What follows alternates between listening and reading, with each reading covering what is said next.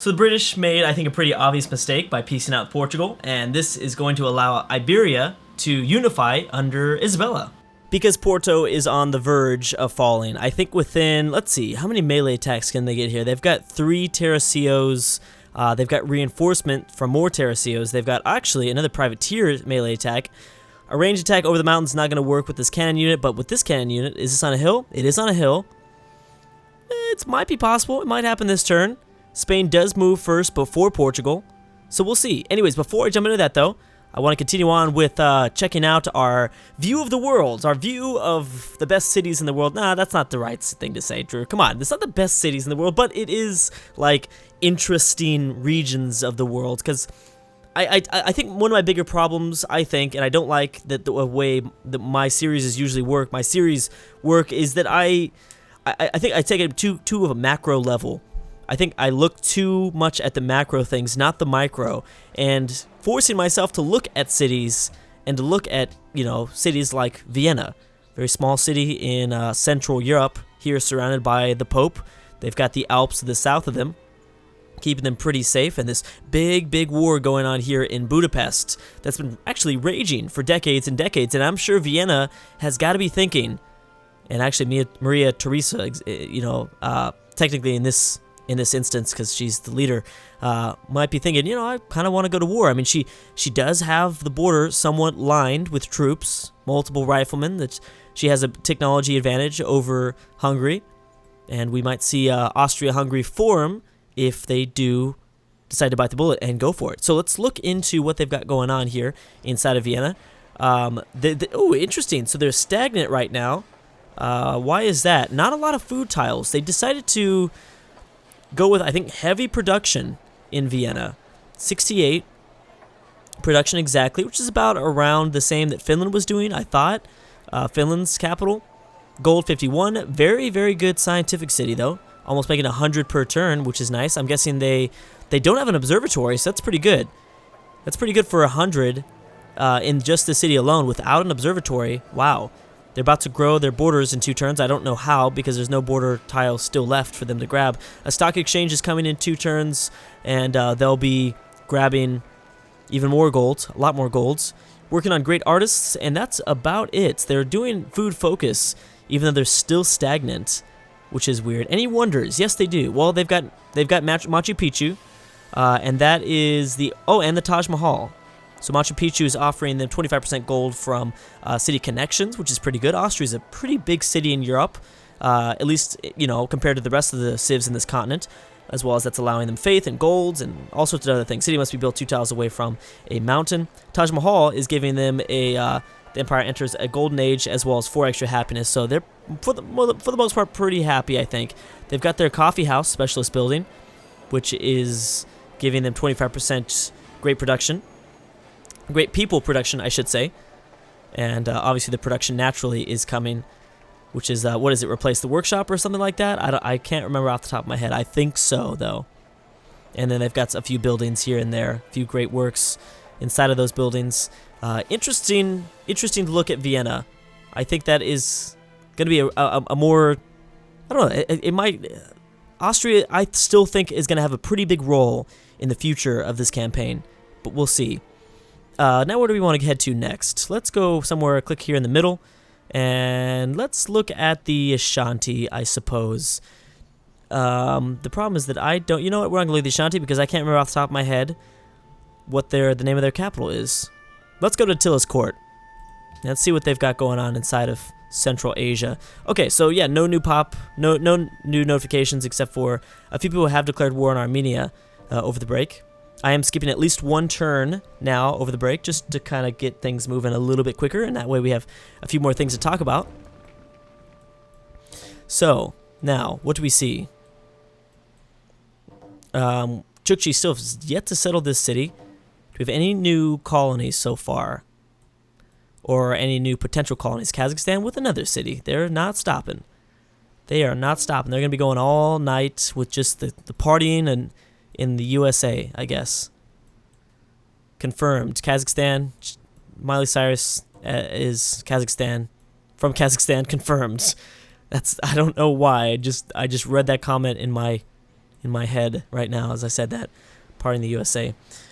And boom, just like that, they did take it. Okay, so that was pretty fast. They did that in like 2 or 3 turns. Now, Portugal still has units here. This is a ranged unit. This is a melee unit. Nope. Nope, not going to be able to take it because they didn't even... I don't even know if they shot at it with this boat. They might have. It's a ranged boat, so... Oh, no, no, never mind. They embarked. What am I thinking, Drew? It happened right there in front of us. So will Spain decide to go after the final Portuguese city and grab a foothold in Scandinavia? Pretty terrible city, actually, to get a hold of, but you would be destroying Portugal completely. 2 population. That is... That's not good. That is very not good, Portugal. Maria, you're not doing so well. You're not doing so well, girl. So, let's check on the Goths. How are the Goths doing? They're struggling still. No big surprise there. One new siege that is actually becoming very interesting. Yes, here. So this war for Benin has been going on for a very long time. Egypt finally got enough troops across Ethiopian territory to make a difference, and the Vandals finally built up a military to go and siege the Benin capital. No matter who takes this city, it's going to be big for this location inside of Africa. It looks more than likely that it will be the Vandals, but it might not. It's possible that it might not. Also, notice that the French aren't moving through Vandal territory anymore, which means that their relationship might have dropped off as of lately. Either way, yeah, like I said, this is going to be a big pickup for whoever takes this. Now, the Vandals will get to move next. We are on the modded Civ portion of the processing of turns. So, the Vandals might be able to... Well, the problem is that Egypt already has 2 melee units next to the city. And actually, the Vandals have quite a lot. All of their units are pretty much hurt. I think it's fair to say that this is probably going to go to Egypt instead. Which will the Congo like that? I'm surprised the Congo haven't declared war on Egypt. The Egyptians are pretty much prepared. I don't think the Congo really are trying to go into a war like that. The Congo, I think, more focused on colonization at this point. They're trying to beat out the other 2 civs. Remember the 3 big civs in this campaign? I think it's easy to say the 3 great powers are the Chukchi, the Shanu, and the Congo. Those are the 3 great powers, but with a lot of room for new countries to rise up. It's very, very likely. Oh my goodness. Do we have Moria finding a route now to take this Marathan? Wait a second. They're not at war, are they? I think it's Siam that's at war with... Yes. It's Siam that's at war with Maratha. That's why they were bringing these guys across. Oh, look at Ethiopia. Boom, grabbing these 2 islands. Oh wait, I think it... Oh, that was Chola. Okay, so Moria just pieced out with Chola. And do we see anything else? Boer in Morocco, which means nothing. Let's go to the next turn. Is that really? So Siam is... Does Siam have a chance here? There's no range units in place. I mean, there's a Gatling gun. Just don't be right next to the city and you'll be okay. This is relatively possible for Siam to maybe have a chance in taking kind of a foothold here in the subcontinent of India. Actually, that would be huge. Let's see what they do. Oh my goodness. Whoa. Okay. So this changes a lot. This changes a lot. Now, wait a second. They need reinforcements. They've got a frigate. Maratha's going to do some damage to the Siamese fleet. That is for sure. They might have a problem bringing in a melee unit unless they embark this rifleman to come over. I believe they can embark by 3 tiles now. However, this guy is going to block his movement, I think, down to just 1 movement. I believe, even though he's embarked, I think that's going to limit kind of zone of control is going to stop his movement, I believe, but I'm not entirely sure. Cannon unit here is going to be able to move, but he's not going to have the chance to fire upon the city now. And it's going to take a while for more... Well, they've got more melee units down this way. If those privateers are heading in that direction. This is... I'm not even going to think about this because this is going to imply way too much. If Siam gets a foothold into the subcontinent of India, that is going to make things really interesting, as well as it's going to make the relationship between Siam and Maurya even more tense, because it's already pretty tense. Maurya seems to be the dominant Indian civ as of now. Yeah, we will return. Oh my gosh, Siam's looking good, actually. He's really focused on a navy. He's been really focused on a navy. All right, Siam, I love it. I love it. Love it. Love it so much. There's even more melee units, or I'm sorry, naval units. Siam might just go nuts for all these civs that are trying to take over Indonesia and colonize Indonesia. I'm looking at you, Korea, and Persia, and, well, Indonesia was here, but they might just go nuts sending all those naval units out and just, boom, sweep over Indonesia. And there's going to maybe, imagine a big, huge war for, like, Congolese, Australia versus just the reign over Siam. We're seeing, like, I don't know. I don't want to talk too much about this because the possibilities are kind of too cool.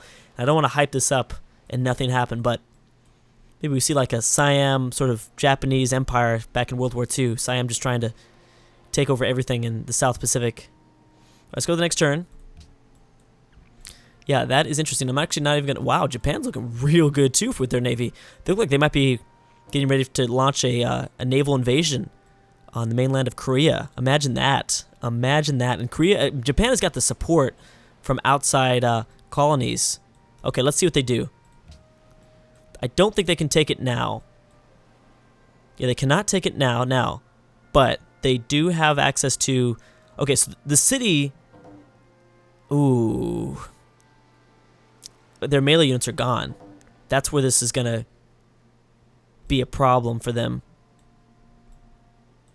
There are so many units coming. Wow. Now, wait a second. They're focused on this siege here. I don't think they are worried about this as much. Look at the seas right now. Maybe I just have not been really paying attention to it, but there are just so many units out here. What's going on? This is everybody in the Indian Ocean. This is awesome. Anyways,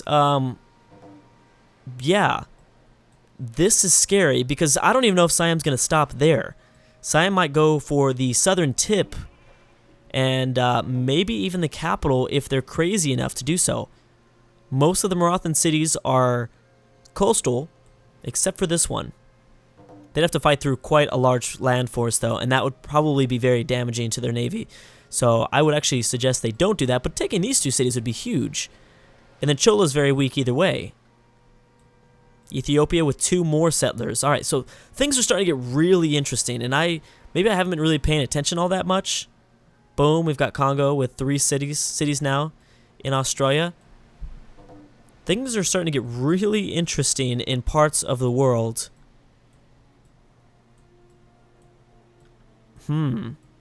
Mongolia now moving through Chukchi territory.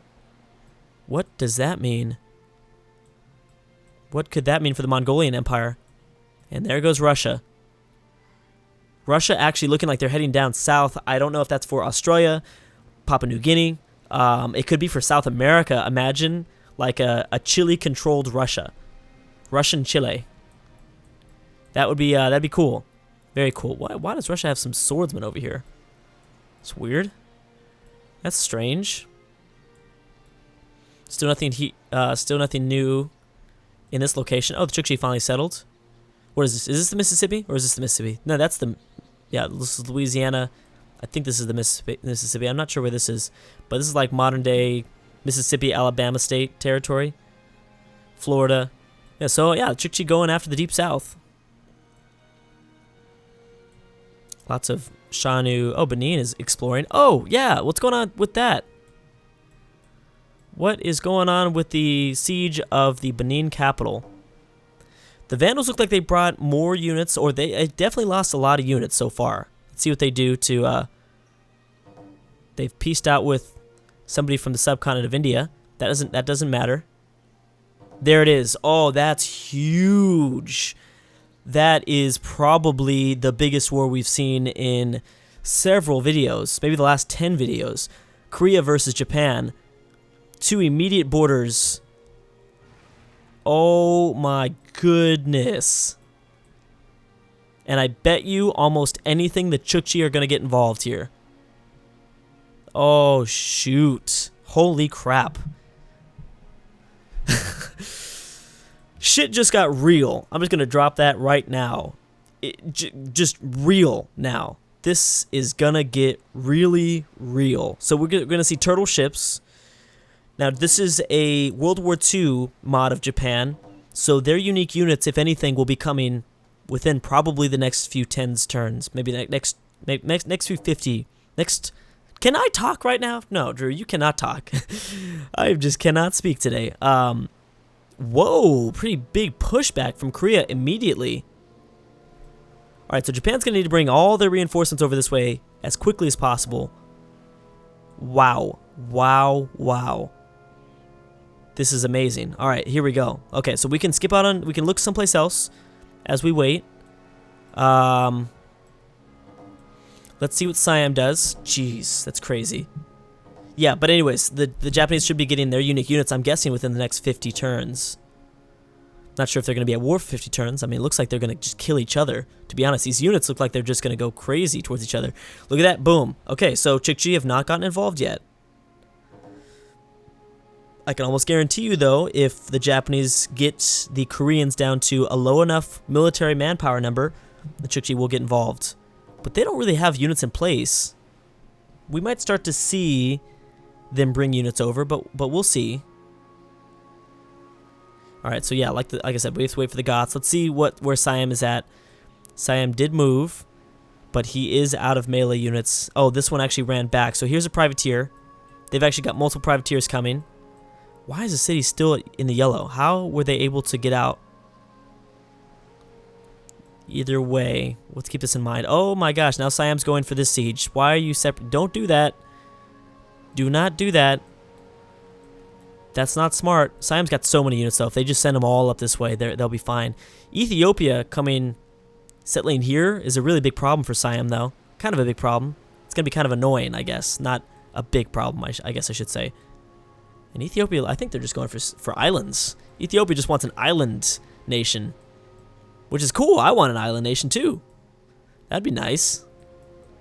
I would want that. Chukchi with a pretty big navy in the Pacific. Russia does look like they're heading down south, so maybe for Australia, maybe for New Zealand. Russian New Zealand. That would be pretty cool, I think. Nothing from the Congo just yet. Congo, pretty big empire. I believe they're still at war with technically Persia, so that might be why they've been processing. They've been taking slightly longer to process. All right, let's just see what happens with Japan coming up, because I believe they're the next ones to go. All right, so we have Nigeria and Chola piecing out. Here we go. Let's see what happens. There's just so many units to look out for. I don't even know what to look. I'm guessing Osaka. We probably need to watch Osaka move first. And why did that move me a little bit? Wow, they didn't do that much damage. They're moving around a few planes, which actually they're one of the first nations I've seen with planes. Japan might be doing pretty well in terms of technology. Anyways, guys, I'm going to stop right there. Thanks so much for watching, and I will see you guys next time.